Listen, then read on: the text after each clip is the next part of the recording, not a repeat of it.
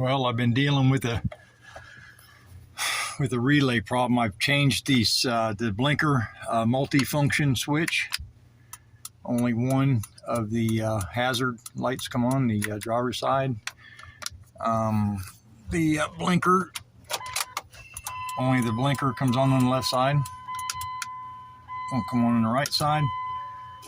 Replaced all that stuff, checked all those fuses. Finally, gonna get this relay here. Never seen one like this. It's a big double, but gonna replace it and see what happens. So I guess, I mean, you can hear it clicking, but I guess only half of it's clicking. So we're gonna find out.